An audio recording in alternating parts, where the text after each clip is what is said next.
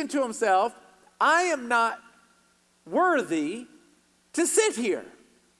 I'm not worthy to sit here. And keep in mind, he's showing up broken, wounded, and he's been forgotten his entire life. You know, I have an 8-year-old, and the worst thing that happens in her life is that she can't be on the computer. She can't be staring at her. That's the worst thing that could happen in her life.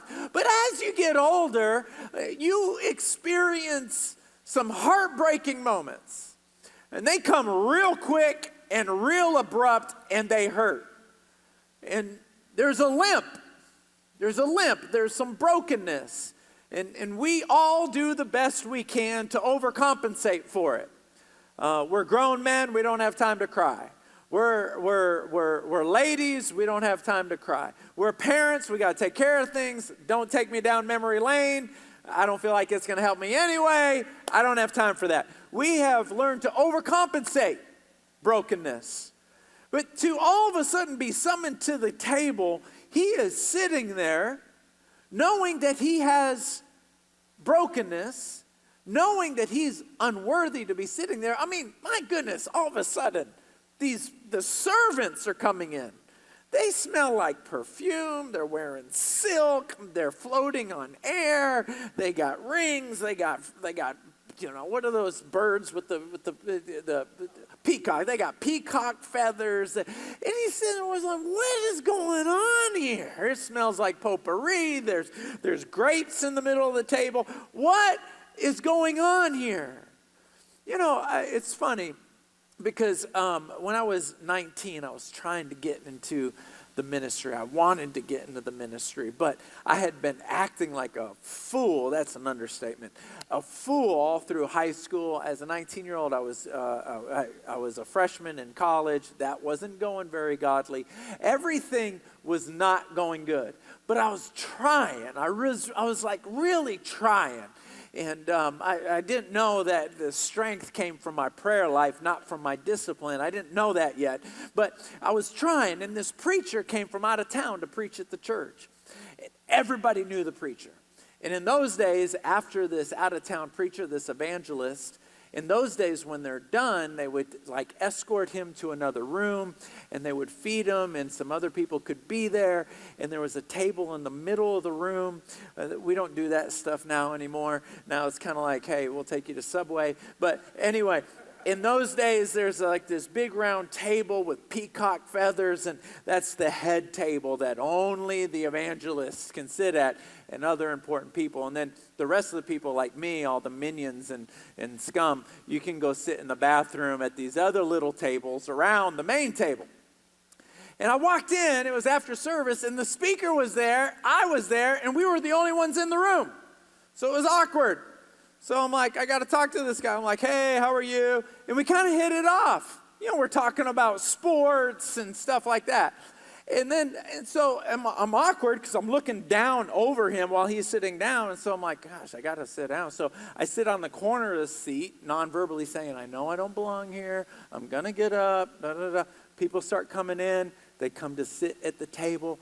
I stand up, and I'm like, all right, it's been nice talking to you. I'm going to go and sit in the bathroom where I belong.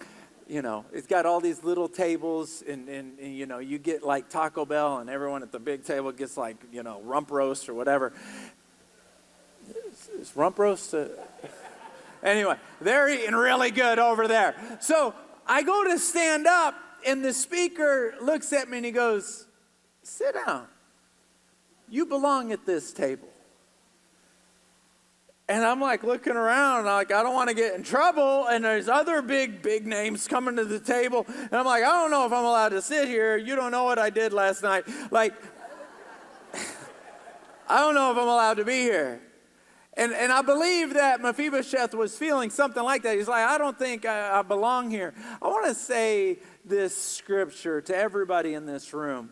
In Romans chapter 9, verse 12, it says this, that the Lord has called his people, but not because of their good or bad works.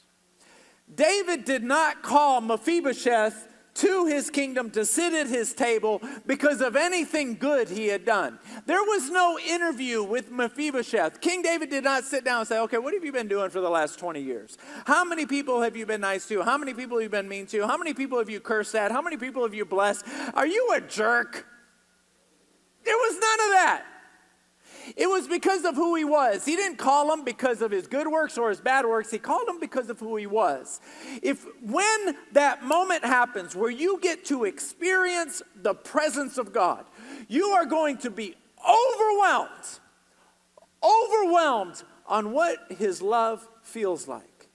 You can be overwhelmed, and you will realize at that moment, it is not because of the good things you've done, and it's not because of the bad things that all of that is moot compared to how much he loves you. Right now, he's looking at you with love. He's not thinking about all the things that you did last night, last summer, last year, last decade. He's not thinking about that. He's looking at you, and he loves you. He loves you. See, the grace of God can cause a broken tree to bear fruit. Have you ever been driving down the road and you look in a field and you see a tree that's down, but it's got branches and green everywhere? You're like, well, that's crazy. It's broken, but it's bearing fruit. This is what God does. The second thing that I think that he was thinking about was he was thinking, hey, sitting here at the Lord's table, at the king's table, you see the parallel, sitting here with David, the table comes up to here. So as I'm sitting in the presence of the king, no one can see my brokenness. If you like that video, take a second and click the subscribe button as well as the notification bell. This way you'll always know every time we've uploaded a new video.